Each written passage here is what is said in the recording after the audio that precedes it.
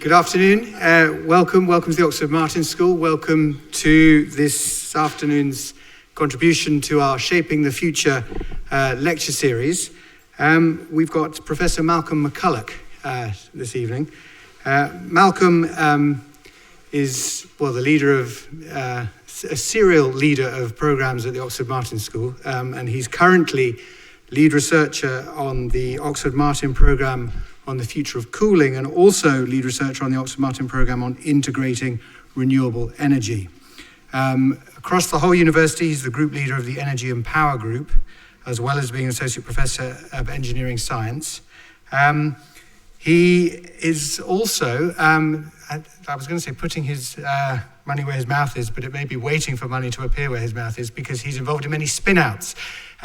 Some 6, he was just telling me, related in this area. So he's come today to talk to us about powering the future, switching on the renewables. So, Malcolm.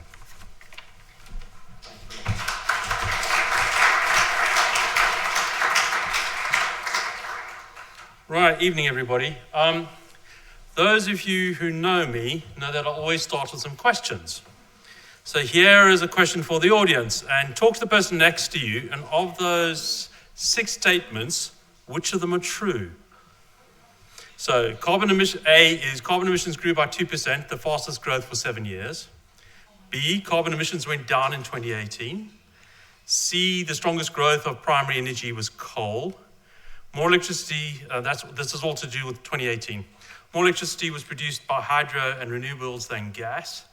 Primary energy consumption in 2018 grew at double the 10-year average, and renewables grew below the 10-year average. So have a look at those 6 questions. And the person next to you, there are several that are true and several that are false. So it's not just one true and one false. So you're going to have to go. You got yourself 30 seconds. Go. Huh? In the UK. No, this is global. Sorry, this is global.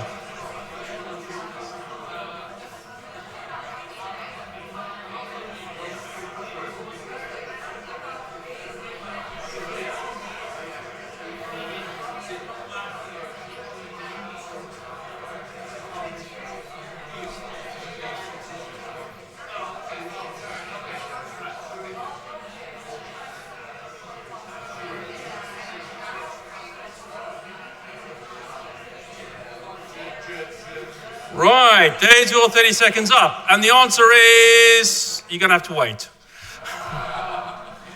Okay, so this is just, what I wanted to do was start the talk with just saying, okay, what's actually happening globally, and to think through what are the implications as we think about moving to a net zero carbon world.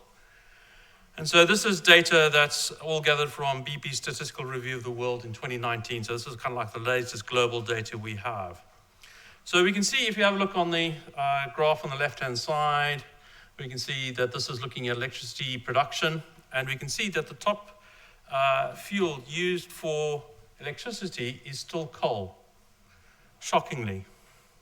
And it's just under 40% is produced by coal, which is about the same that happened, almost 20 years ago. So you kind of think, okay. Then you can have a look and say, okay, this red curve here, this is one of the fastest rises. What is that? And if you look carefully, you'll see that's natural gas. So actually, natural gas has been increasing in the power sector. And you look at the blue curve, which is hydro, and we can see that's remaining fairly constant. The orange curve is nuclear, and you can see nuclear has actually been decreasing over the last 10 years or so. The rapidly rising one is renewables, so renewables are coming up fast. Okay, and others are including things like anaerobic digestion and waste and that type of thing. So the first thing is, if you can look at your scales carefully, you can see that renewables plus hydro is actually less than gas at the moment. So that answer was false. Okay, which is but it's catching up fast, which is a good thing. And then if you have a look in the world, you can see, okay, what percentage of energy was actually produced by in different regions. And we can see that Europe is near the top. Globally as a world, we've got something like just under 9% is produced by renewables. But what's interesting, you can see something like, Russia down the bottom here, which is actually a very large consumer, and that's where a lot of coal is burnt. It's actually got almost no renewables there altogether. So that's electricity, and it's kind of like there's a sort of a good news story, especially looking at what's happening on that graph there to say renewables are increasing. But if you have a look at the total energy production, what you'll find is that basically the orange curve is renewables, the blue is hydro, and together they produce less than 14% of the total energy that we have in the country, in the world. So we're going to have to increase that by a factor of 7. Hydro is not going to be able to do much because we've exhausted not all of the sites, but a lot of the big ones. So renewables are going to have to make a dramatic difference if we want to displace. There's coal, there's gas, and there's oil. It's going to be a really big challenge to actually displace all of those. So to come to some of the answers, okay, the green ones are true. So carbon emissions grew by 2% last year, the fastest growth for 7 years. That kind of says what Paris has done for us, or not. Interestingly, a lot of it was because it was in a lot of areas, it was a lot colder than normal, and therefore a lot of that was used for heat. Carbon emissions did not go down in 2018. The stronger growth in primary energy was not coal, it was gas, and it wasn't renewables. More electricity was not produced by hydro and renewables than gas, although it's getting very close. Primary energy consumption grew double the 10-year average. So that means last year the growth rate was double than we're normally expecting. Okay, and you can just kind of see that from the, if you look at the slope of the graph here, the top there, you can see last year it really made a step upwards, which is a worry for how do we decarbonize the world with renewables. And then, unusually, renewables grew below the 10-year average. Okay, it was still at 14%, so it was still a significant increase, but it was below what has been happening at the moment, so indicating a slight slowdown. So globally, this picture does not look great, although we can see renewables are starting to catch up, but there's nowhere near fast enough. So what I wanted to do was to say, let's have a look at the UK context in the next part of the slides, because we're always been seen as one of the forefront in disruption in the energy market, and a lot of the models that we develop here get used elsewhere. So let's understand what's happening here first, and what I wanted to look over a decade and see what's happening. So I'm going to be using my nice little heat maps. So this is conveying about 500,000 points of information in one graph. Okay, so it's pretty dense. Let me just explain what's happening in the graph. So this is the total UK electricity demand from 2011 till yesterday. Okay, and on the horizontal axis is basically the day that we have, and we're going from January 2012 all the way through to January 2020. So each one of those is basically a year. And basically you can see the years coming through on the graph here. This graph in the bottom here basically gives you what is the average daily consumption. The data's got a few corruptions in it, so ignore the things going to zero. They're not zero, they're just data points that have gone wrong. Okay, but you can basically see there's a real seasonal element to it. And the lowest point typically is, you can see that on this one here, where the colors, you can see those stripes coming down. Any idea when the energy is a minimum? 3 a.m. on the 26th of December is normally when the minimum energy consumption, and that's kind of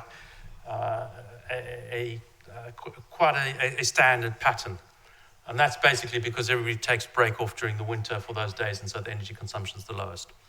But around that, you can see actually the energy consumptions are pretty high, and that's mainly due to heating. The vertical axis is basically the time of day. So that's starting off with midnight and going through to the peak of the day and the evening.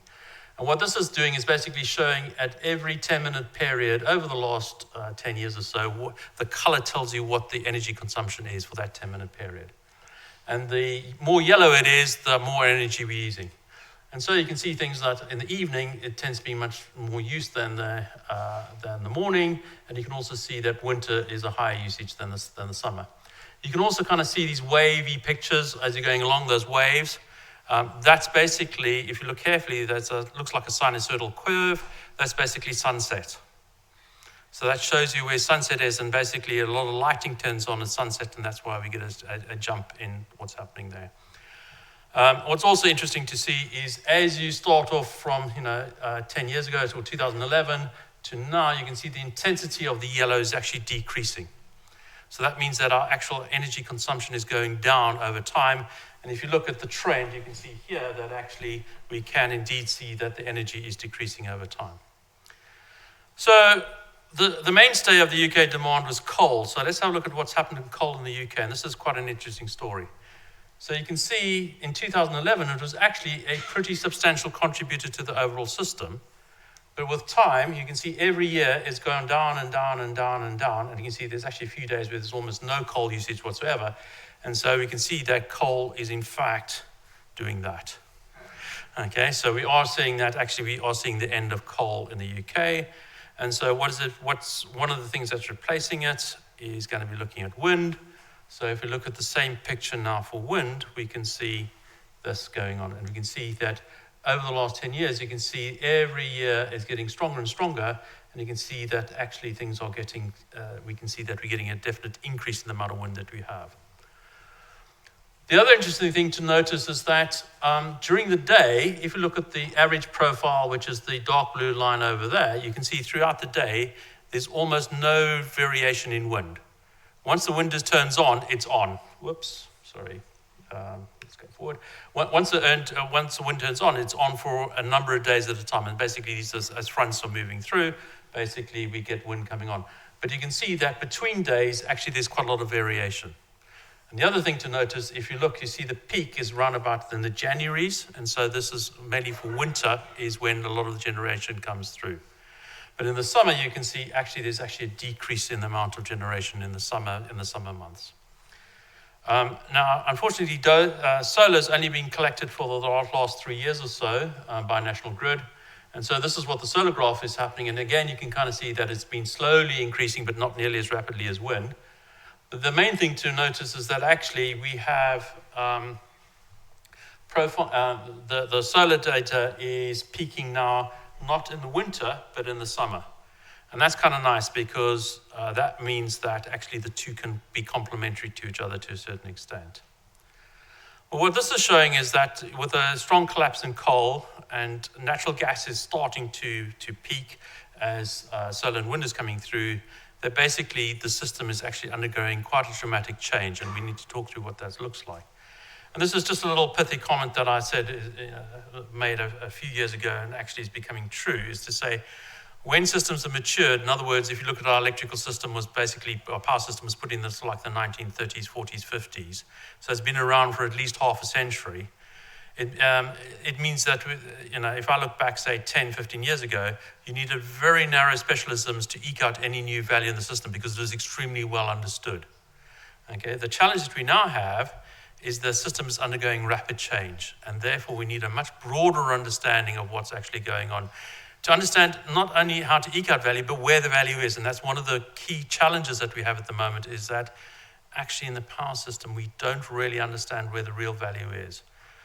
My instinct is that within 20 years or so, most of the value in the energy system won't be accounted by kilowatt hours.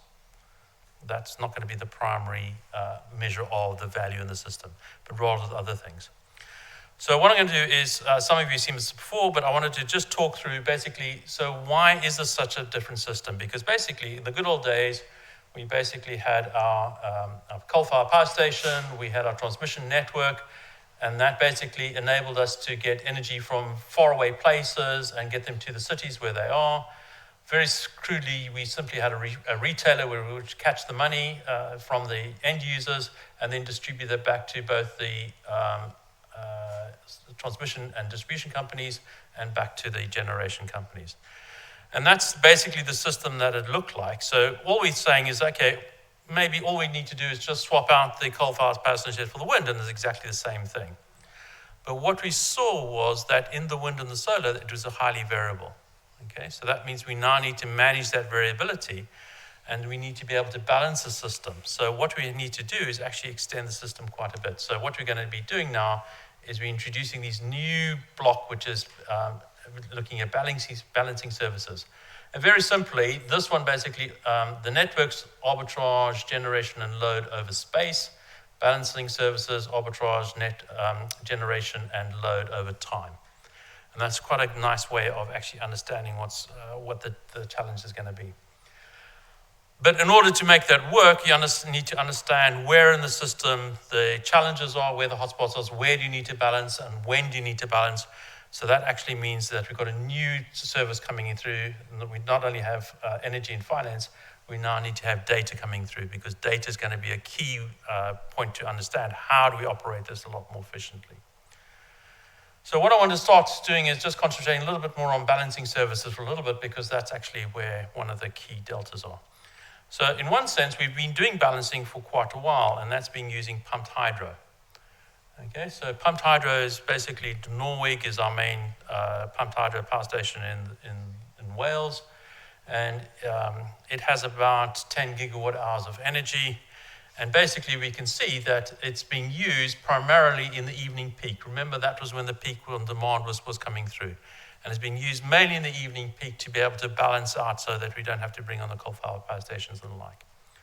So that's basically what it was like, but how does that now change, and how much energy do we now need as we're going forward? And this is some of the work that one of my fantastic default students, Miriam, has been doing, is looking to say, if we were to consider primarily a wind and solar world, what does the future look like? Before I get into too much hot water, yes, nuclear will probably be in the mix, but that's still a question mark at the moment. And this was just to explore what happens if we looked at a non-nuclear world and just looked primarily at wind and solar. And so what happens is that this is basically the amount of terawatt hours, so that's 1,000 gigawatt hours that we need in order to balance the system if we just had solar and wind and nothing else. So, and the energy associated with this might be due to changing demand profile, changing generation profile as you can, but also being able to store energy over long time periods. And what's interesting is that the amount of storage that we look like actually increases with time. And a lot of studies that have been existing at the moment have been looking at 1 year's worth of data. But what we're finding is actually there's multi-year variability within the seasons, and that means that we actually, the longer the time period that you actually consider, the more storage you need to actually balance it over those long time periods. And the way we can basically see it is we know that we have very cold years or very hot years or very windy years or not so windy years. And that means that if you're going to do the system that's going to be sustainable over the long term, we actually need substantial amounts of storage. Now, this particular case here is, let me just decode it a little bit for you, is this is the number of years that you consider.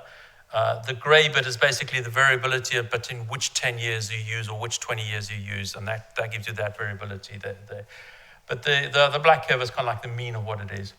At the top here, you can see basically saying 25S, 75W, which means that in this world, we're looking at 25% of the energy is produced by solar, and 75% of the wind is 75% of the wind is used by wind.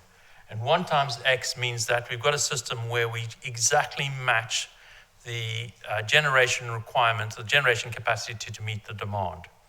Okay, and so there's no overproduction in that scenario. So you then need a lot of extra storage. What we do on the left-hand side is basically saying, okay, for the same balance of wind and solar, what happens if we move from the blue curve, which basically says we have exactly the right amount of generation to match it, and we increase the generation. Now, what's interesting is seeing you go from 1 times generation and you add just 1% on, and you can see there's a huge delta in the amount of storage required. So actually overgeneration is going to be one of the key things we do. And as you increase the amount of overgeneration, so you find that the amount of storage that we require actually drops quite dramatically. So one of the interesting questions is, as we go forward, is to say, what is the balance between solar and wind that we need? And then how much storage do we actually look at? So if we say we look at something like a 30-year average and we look at a little bit more detail on how that plays out, what this is showing is that on the horizontal axis is basically, say, the proportion of energy that you need that comes from the sun, and the balance is coming from wind. And then the colors are basically saying, okay, how much overproduction do we have? What's kind of interesting is that when you get to something like 1.2 times to 1.5 times, you dramatically decrease the amount of storage that you actually require. And you're getting down to, sort of like 10, that's about between 10 and 12 terawatt hours of energy required.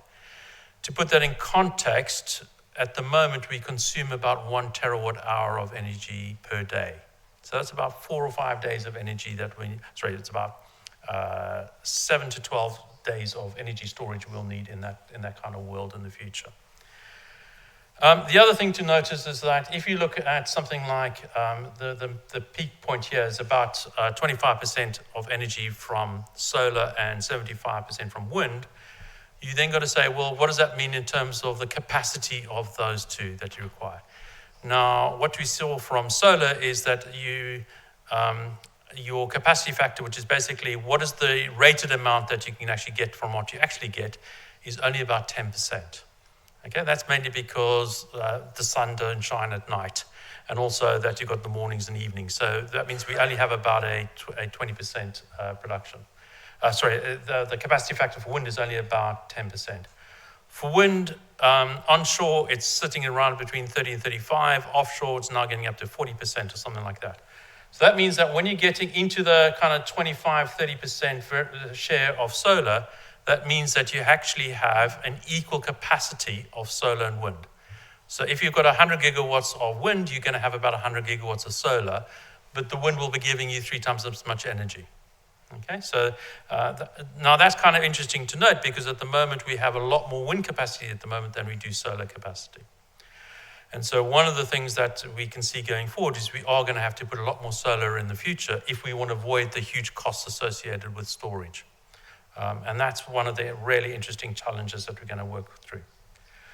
Now, what this work has been doing is basically assuming, and we know naively that demand is usual, and we know that demand is going to be changing. So what are the two big ones, and what are their implications going to be?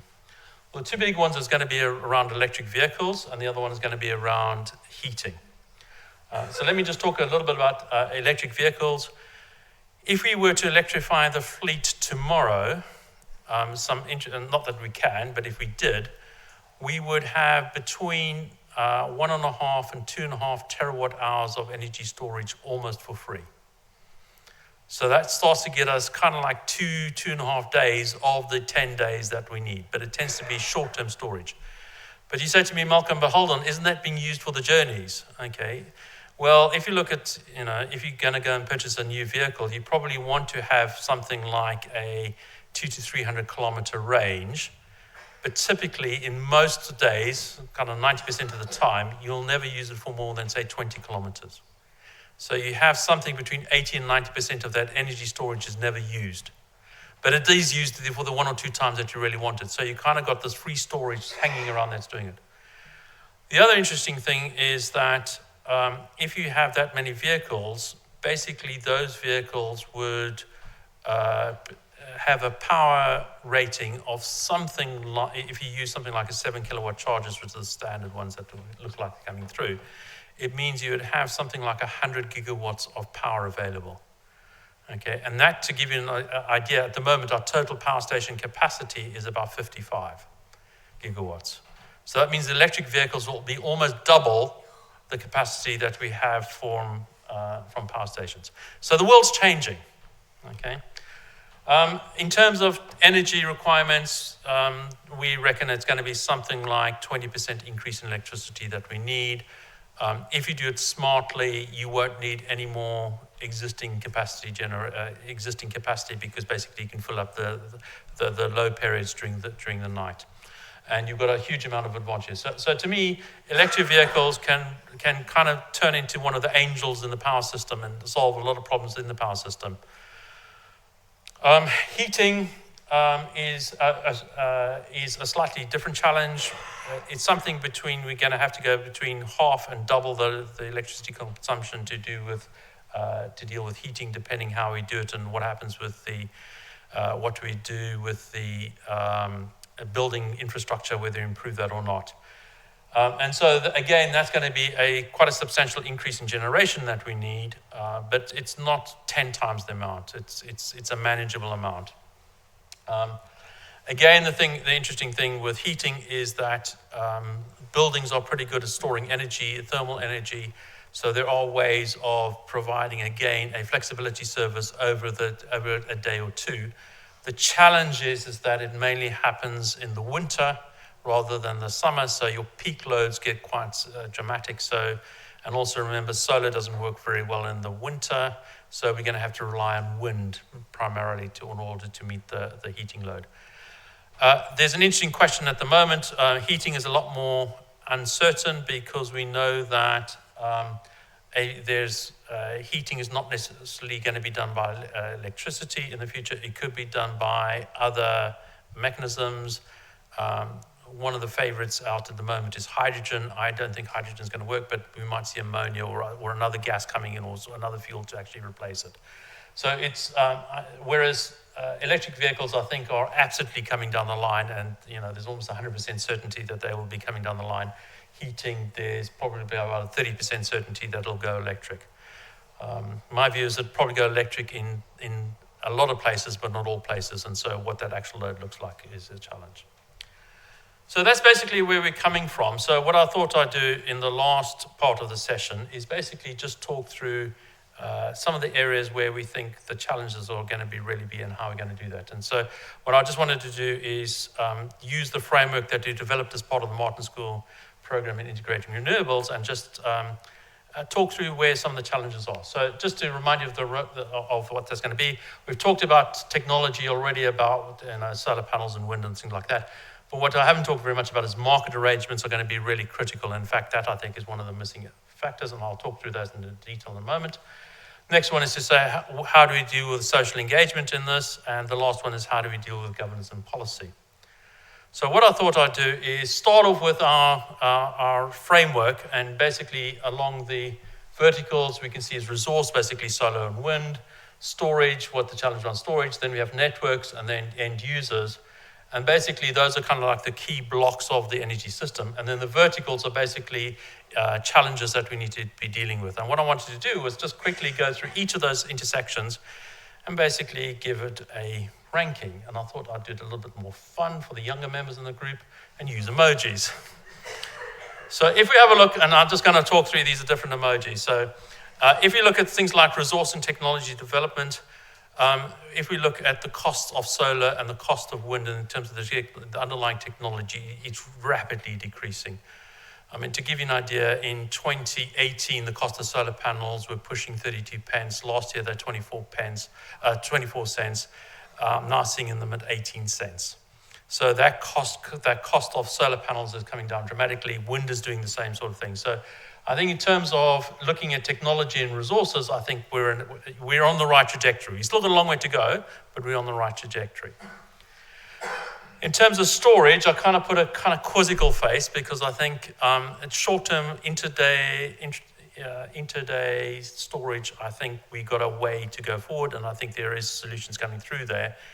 If you're looking at week, month, season, multi-year, yes, there are no solutions that are viable at the moment, and that's going to be a real challenge. And I think that's one of the really interesting topics, and things like using hydrogen in the forms of ammonia or other forms, and how are we going to do that. That long-term storage, as well as saying how do we exploit demand, how do we change demand in order to meet that. So that's kind of like a quizzical phase. Networks and technology development. So in terms of copper and wires, aluminium and transformers, that's happy. The quizzical bit is the data. The power sector is not designed to be able to use data and use it efficiently. So the way they do that, I think that's going to be a real challenge for them and how they manage that. I think for end users is that we've seen a rapid increase in smarts in homes, and therefore for them in terms of technology and end use, if we get the next line right, I think there's an opportunity. There are a lot of developers working in the space. We will see technology solutions that are fit for purpose coming through really rapidly. So I put that as a happy face. I needed to have a happy face, otherwise I was going to be too depressed by I get to the end. So market arrangements. This is where actually things are a lot less happy. So if you look at things like resources, remember in solar panels is that once you put the solar panel down, you're not putting fuel in the side. So that means if you had a solar panel that was rated to, say, give you 10 kilowatts, and at that particular point you're only producing 8, there's enough sunshine to give you to move to 9 or 10, basically the marginal cost of you doing that is 0. Okay, so because you've got the resource there. What's not 0 is when you want to go to 11, because you don't actually have the panels in place. So that means that your long run marginal cost, in other words, the long term to put an extra panel in is high, the short term operations one is low. And our market structure is basically designed for having, for managing short-run marginal costs. In other words, minimizing the amount of fuel that goes into the system, not the amount of capital that goes into the system. And we've been trying different ways and spectacularly failing, in my humble view, in actually coming up with a market structure that's actually going to be fit for purpose for a decarbonized world. And that's going to be really challenging. If you look at storage, that's probably even a worse situation is how do we actually set up a market value for storage? That coupled with the challenge down on the bottom is really challenging. So we used to have a strong market signal coming through DUOS charges. That's basically distribution use of service charges, which basically says that at the night time, it's if you're a company, it costs you more to use the distribution system than it does during the daytime, and that now incentivizes you to use storage so you can store some energy, so you don't draw energy from the networks during the daytime. That was a great market signal, and a lot of players came up and started to develop it. And what Ofgem has just done is removed that market signal, and that suddenly means that that market arrangement has disappeared. So the value for storage is now almost nil in a lot of places. And so that's going to be a real challenge, and how do we get that out? Networks, again, an unhappy face. How do we actually provide a market structure that enables them to do the right thing without enabling them to unexpectedly take a lot of rent from the system? How do you do that in a regulated monopoly? I think that's, again, really challenging, and there's a lot of work that's going on in that space. No clear answers are coming through in the long term. And then lastly, I think users are kind of sitting there saying, okay, what the heck's going to happen here? Or how are we going to actually, and there's a kind of quizzical look to say, okay, if the market arrangements were right, I would participate quite rapidly, but they're not right at the moment. Social engagement, again, I kind of say, I think this is basically saying, and we can see this quite strongly, that actually social engagement is angry face.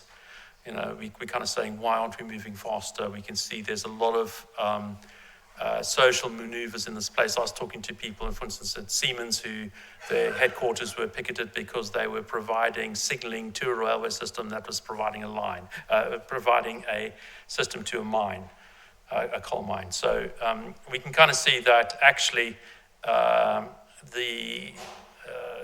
our social structure has really engaged to saying that climate change is an issue and we need to start dealing with it. What's interesting to me is that actually a lot of people controlling capital flows have also picked up on this. So there's some real angry faces, which I think is actually going to be a significant driver to get the other sides to actually start to get going and work properly. Last one is governance and policy, and that's basically to say that I think governance at the moment is kind of being challenged from multiple sectors and multiple sides, and to saying, you know, if you look at feed-in tariffs, yes, they were good for a short time period, but they quickly got caught out because the price of solar went down so low, and we're still paying the price for that now. So they made a number of steps going forward, which have caused some challenging. Same thing around storage. How do you actually incentivize storage in the right way? How does that work? Those are very unclear ways forward. To put it this way, I have a lot of sympathy that it's a non-trivial problem that they're trying to deal with. Networks, I think I'm coupling this in terms of saying, okay, the way the network charging, and those two are coupled together strongly because they're highly regulated, so those two are the same story. And governance and policy is, I think people know that users need to have an incentive, but we're not quite sure how we do it in such a way that we actually do it equitably so that everybody can benefit from the future. So to finish off, some key points. Change is happening fast, okay, and we don't always know how to account for this. Storage is going to be absolutely critical. There's going to be a blurring between demand and supply, especially in the role of things like electric vehicles, which brings us to point 4, which is the electrical system cannot be decoupled from transport and heat. They absolutely are. The longer I spend time at it, the more and more coupling they have. But that's also a good thing as well as a bad thing. So there's some real opportunities in those two sectors. Market reform and governance really needs some radical reform, and how that's going to come forward, and how do you do it in a way that doesn't destroy the system as you're going forward, and how do you do it so that it adapts as things are changing is going to be really challenging. And the last one is kind of like, we need,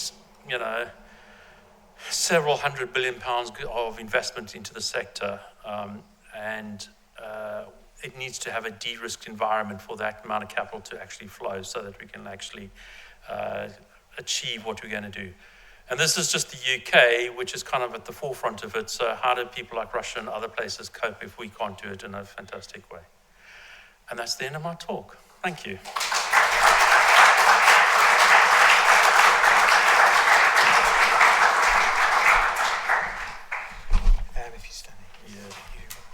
Okay, thank you very much, Malcolm. We've got time now for Q&A. Just to say, as usual, this is being filmed and webcast, so if you're not comfortable with that, then don't stick your hand up for them.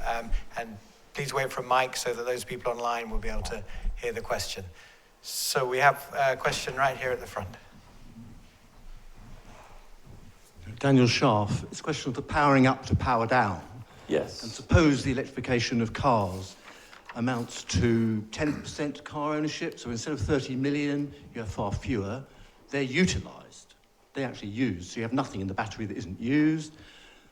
The HGV, the light van, they don't even have electricity, they're hydrogen or some other fuel.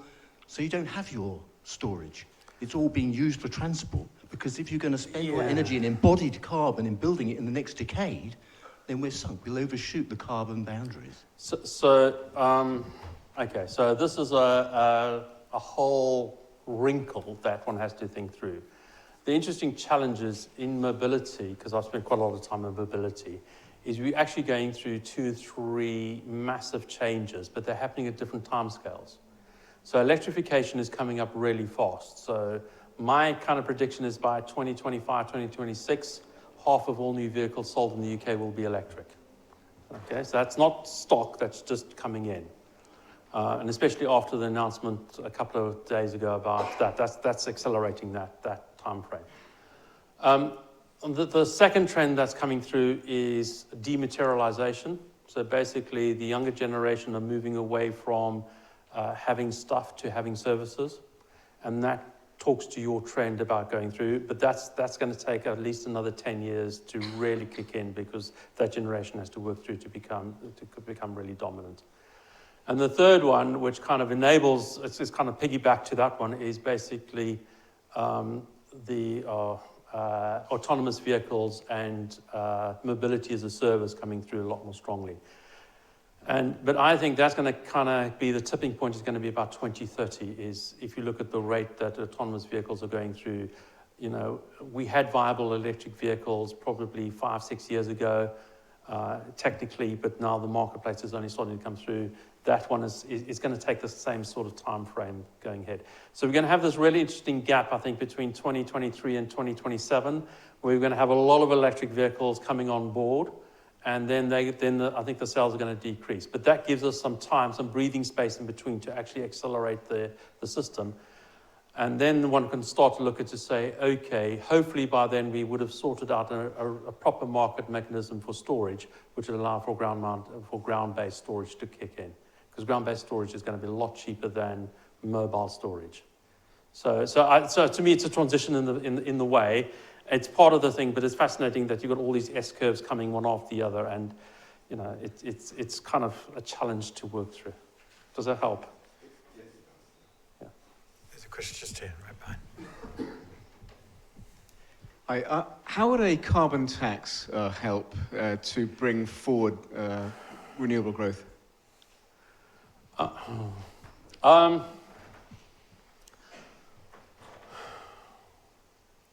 So carbon tax can help, but the question is it mitigated by suppliers? So the question would be is that if you have a supplier that is taking multiple sources of energy, do they just arbitrage their carbon tax away? And so the end user doesn't really see the carbon tax and therefore doesn't really come forward. What you could see, though, is that you could incentivize increased prices for non-carbon sources to do that. But the market structure at the moment is so challenged in this area. I think, yes, carbon tax will make a difference, but not in the short term. There's going to have to be bigger jolts to get the system working properly.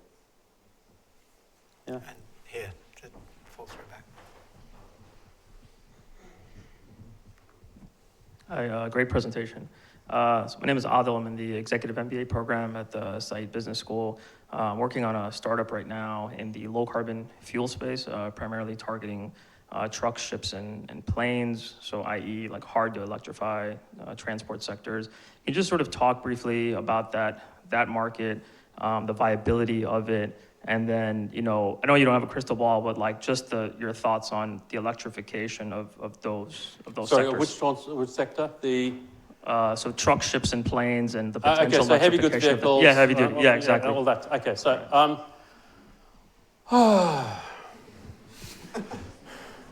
it's one of those spaces. It's a bit like heating because there are multiple different technologies that are coming through simultaneously, and it's unclear to see at the moment which is going to be the winners.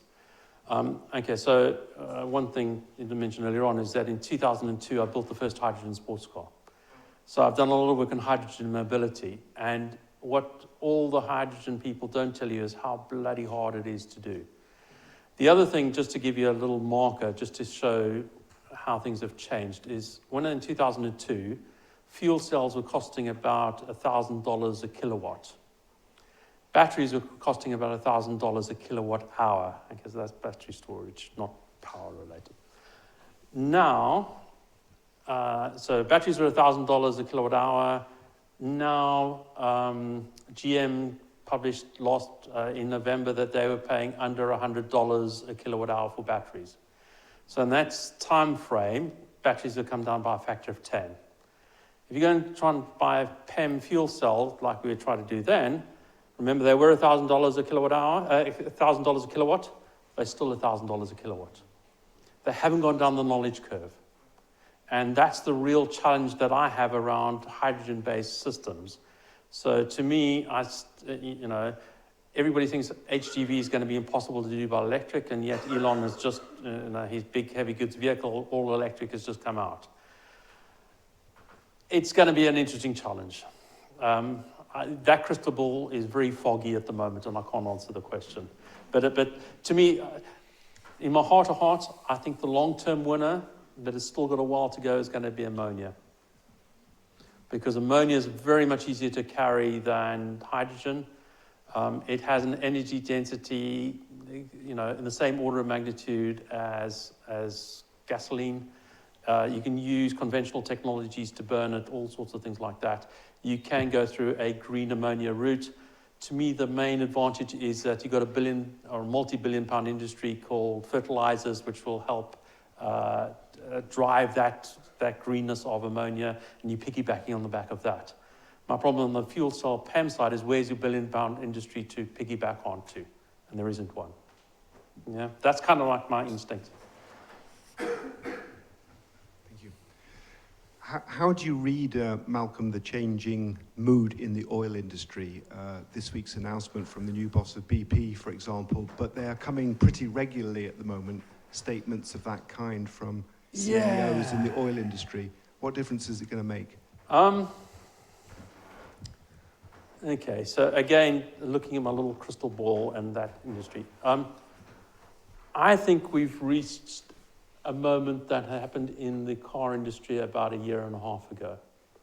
So, well, it's actually now 2 years ago. So what happened 2 years ago was, I'm using his name again, Elon Musk basically made $300 million in 4 days without selling a damn thing. And how did you do it? He basically said, if you wanted to buy a Model 3 Tesla, you have to put a $1,000 deposit down. everybody was expecting to get between 20 and 30,000 people. He got over 10 times that amount. And interestingly, this is the days, I was still working very strongly with a lot of the OEMs in the auto sector. The change from a week before to a week after that happened was dramatic. And now you can see that they've actually started to move. Even VW is now producing electric vehicles. That event was really changed the mood. To me, what's interesting, it's not the oil sector that's changed. It's the investors. And the investment managers have really changed the idea behind this. And that is now driving the oil sector to say, okay, we need to take account of this. And their mood music that's been happening since, middle of last year, I read the Financial Times, you kind of see this drip, drip, drip of things, and that's really coming to the fore. And I think that's really driven that actually the oil majors need to make a change. My kind of view is, don't necessarily divest in the oil majors, rather strong arm them to say, you don't need to be an oil major, you need to be a clean energy major. They have a lot of capital, they've got a lot of knowledge, they've got a lot of people, they've got a lot of capability to be able to do that. And what we need to be doing is enabling them to make that change. Yeah? Hey, so going back to your emoji slide, you identified the importance of the energy user as a key part of the sector. And you gave a smiley face relating to technology. And a large part, I'd agree with you, there's a lot of really interesting stuff, especially for someone like me who is a smart grid energy nerd. But you go to things like local government hustings and you come across people who are quite concerned about the pace of change. So my question is, to what extent does the future energy consumer have a right to be disengaged with the system? And does that go against Ofgem's kind of, we protect the current and the future consumer of the British energy? Right, you're actually not talking about users, you're talking about governance, essentially, because they're saying, how do we actually regulate and govern this sector? And I think, again, remember I said this is one of my murky fields, because it's not easy to see where the right one going forward is. I'll just give you a little analogy. Do we have an Ofgem that regulates the supermarkets or the guys who sell fruits and veg in the stall there? What we do is we have a food standards agency which makes sure that the quality of the product is right, but they don't have any governance in terms of how you actually sell it and what price you sell it at. It's not regulated. It's not regulated in that sense. Yes, we have the CMA, Competition Markets Authority, but that's basically to ensure that there's enough people around. So the interesting question is, if that's true for such a vital service as food, why isn't that true for energy? And then you can take it to the next stage forward is, as some of you know, I do a lot of work in Africa, and I was at a refugee camp. And one of the really interesting things there were a group of guys your age basically had a solar panel, a nice German solar panel about this size. I don't know where they got it from, but they got it. And they had a little shop going, and there's a guy sitting in the back with a shaver, because hair is really important in African culture. And they had music going, and they had a computer games, and basically they were an energy provider in the local area there, but they're completely unregulated. And so what's interesting is, because of solar panels means that the investment that you need to actually become your own energy producer is now dramatically lower. It's not billions of pounds that you need, it's hundreds or thousands of pounds that you need. I think there's a really interesting question to say, do we go to a regulated market to something more like a consumer market or commodities market? And that's an interesting question. And I know the answer is no, we don't, but I think there's some interesting aspects of that we need to be bringing over. And exactly the same thing comes into play to say, should I be able to have my fridge have a different provider than my cooker, than my hot water heater, or my heat pump? In that type of brave new world, you can actually see a lot more innovation coming through. And actually, then the question is, okay, so what's consumer protection all about? And then one has to get into a whole of wonderful things about how do we ensure that we have that nobody's left behind in this place, and how do we enable that, and that needs to come through.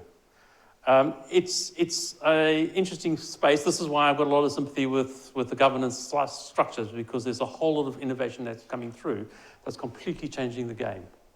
Yeah. Brenda Boardman, I think I follow on from that, Malcolm. A lovely talk, as ever. What I'm interested in, if you could expand a bit on this issue that we used to have a system with high capital costs and high running costs. Yes. And we're now moving to a system with just high capital costs. Yes. What are the implications? Especially in terms of equity and consumers, who's going to benefit and who's going to lose out? And in what ways? Oh, Brenda. You always ask the nasty question. And the interesting one.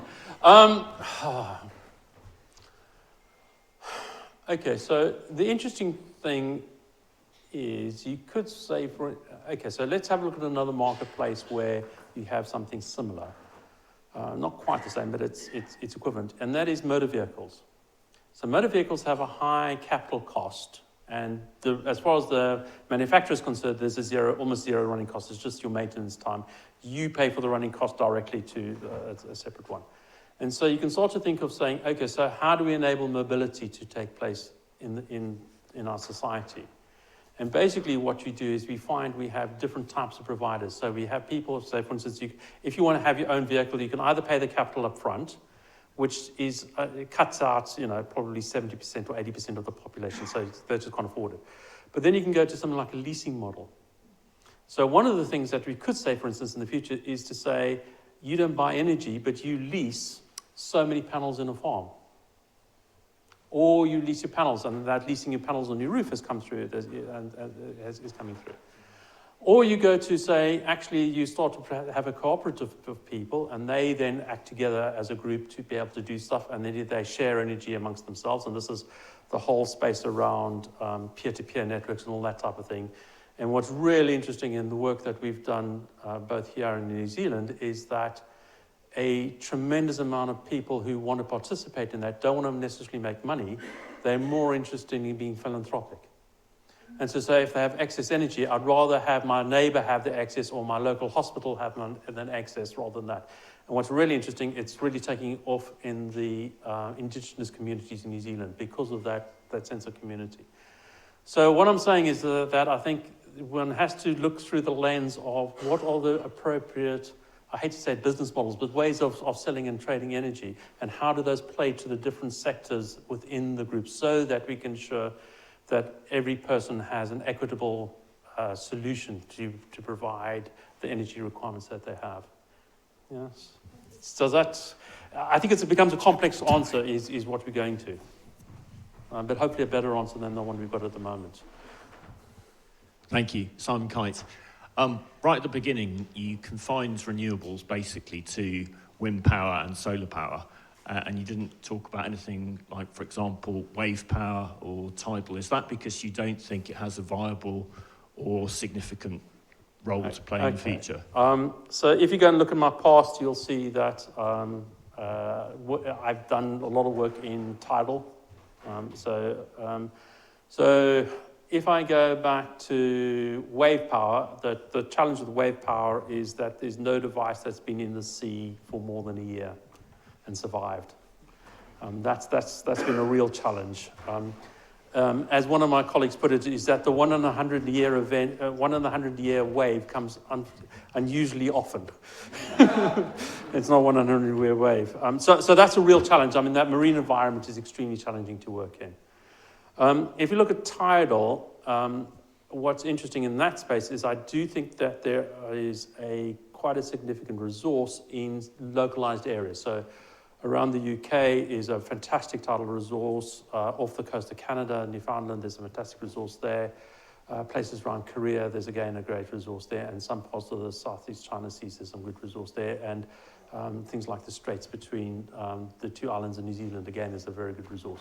So the resources, there are some fantastic resources, but they're not going to, at the end of the day, they can, at best, they'll provide something like 5% of the world's energy. So they're very significant in the local context, but small in the global context, which is a challenge if you're going to do big plays. if you look at the UK context, I think Tidal has a really strong possibility of coming forward if we can get all the things right. One of the nice things is if you look around our coast, we get a delay of something like 3 hours. If you look at various places around the coast, you can get a 3-hour delay in when the higher tide and the low tide is, which means that you can virtually get continuous power throughout the day and you don't get those troughs. So, and that'll be a game changer in terms of the storage suggestion in the UK context. So I do think there's some real possibilities there. Tidal more so than wave, but globally it's a relatively small resource.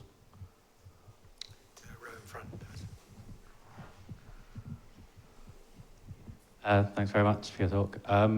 You were talking about the market structure kind of being really badly set up for funding renewables. Yes. Do you have kind of your own way of doing it that would be different? And say if like the CEO of Tesla came to you and said, I want to switch to renewables, should I build all my own or should I set up a bunch of PPAs? What would your advice be to him?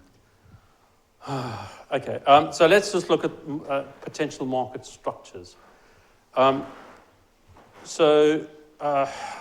One of the things is that we need to set up a market mechanism which addresses the long-term marginal cost, not the short-run marginal cost. And that means how do you, and that kind of comes back to leasing solar panels or buying solar panels is kind of the thing that you really need to be doing, not the kilowatt hour. And so one of the one challenge, if I just shoot myself in the foot at the same time, is to say the one challenge of just leasing a solar panel is that now the end user takes the risk of the weather conditions, which is we need to be able to manage that place. If I were okay, so that's issue one. The second issue is that if you look at the cost of solar, remember I said they're coming down to something like they'll be sub 20 cents a watt this year. That's dramatic. That means that effectively you can get solar at below 2 cents a kilowatt hour if you were to look at in the UK. The challenge is in the UK we will never get it at 2 cents a kilowatt hour because of all the other challenges. You've got to get planning permission, you've got to get connections, you've got to get a PPA set in place. All these other things create a huge amount of risk. So one of the interesting things that I'm working with is to say, can we look at a system where actually this might be a governance role, where we basically de-risk all those big issues and actually then enable the private sector to play a role in actually just delivering the solar panels. And if we get to that kind of space, then I think we could, by 2030, 2035, we could be easily zero carbon if we can deal with that, because the finances make sense if you can get the risk out. So the answer to your CEO, yes, but lobby hard to make sure that you got the governance structures right first. Yeah. I know there are a few more hands still going up, but we're going to have to close there. In closing, I do want to bring your attention first to our lecture next week, which is tackling a very different major environmental problem. We have Professor Charlotte Williams. Charlotte's a professor of inorganic chemistry, and she will be talking on future options for making plastics more sustainable. And I would just like to, if we could thank Malcolm once more. I knew this would be a very good talk, but I didn't know he was so far on the cutting edge of science communication that his concluding remarks would be delivered in emojis. But so thank you very much to Malcolm.